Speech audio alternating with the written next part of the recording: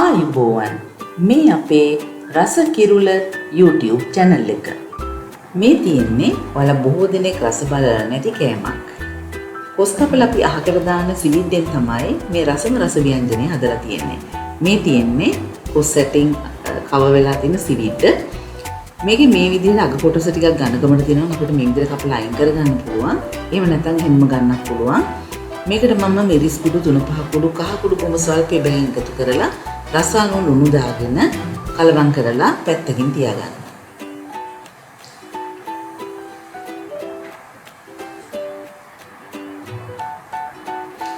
ඊළඟට මේ විතර පෑන් එකක් ලිපේ තියලා තෙල් මේසෙන්ඩක් විතර එකතු කරගන්නවා. ගින්දර ටිකක් අලුවෙන් තියාගමු අපි. ඊළඟට සීන් වල ලියාගත්ත සුදු ලුණු බික් එකක් මේ විදිහට එකතු කරගන්නවා.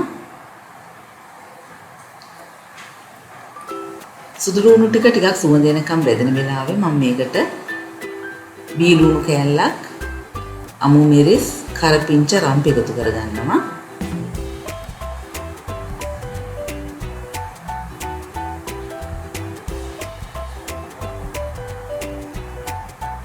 ඊළඟට පොඩි කුරුඳු කෑල්ලක් වගේම උළුහල්ලට ස්වල්පයකුත් මේකට අපි එකතු කරගමු.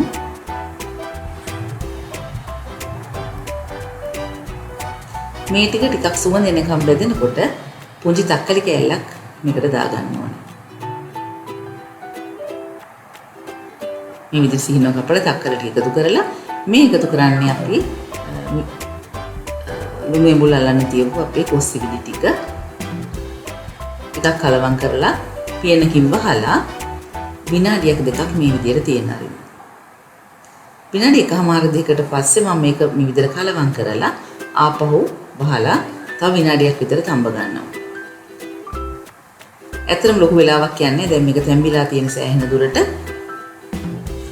මම මේ වෙලාවේ මේකට පොල් කිරි බොහොම ස්වල්පයක් එකතු කරගන්නවා. ගොඩක් දාන්නේ නැහැ. බොහොම ස්වල්පයක් එකතු කරගෙන මේක අපි මේකත් එක්කම චුට්ටක් හිඳෙන්න අරිනවා. මේ වෙලාවේ ලුණු බලලා ඔයගලන්ට අවශ්‍ය නම් ලුණු එකතු කරගන්න පුළුවන්. ආපහු මේ විදිහට බහලා පොඩ්ඩක් වෙලා අපි ලිපේ තියාගමු. දැන් අපේ කිරි ටික හිඳීගෙන එනවා. කරි එක ලෑස්ති. ඉතින් ගෙදර අයට රසට හදලා දීලා රස බලන්නකෝ. ඔයාලා කිව්වේ නැත්නම් මේ කොස් සිවිද්දෙන් හදපු ව්‍යංජනයක් කියලා කිසිම කෙනෙක් විශ්වාස කරන එකක් නැහැ.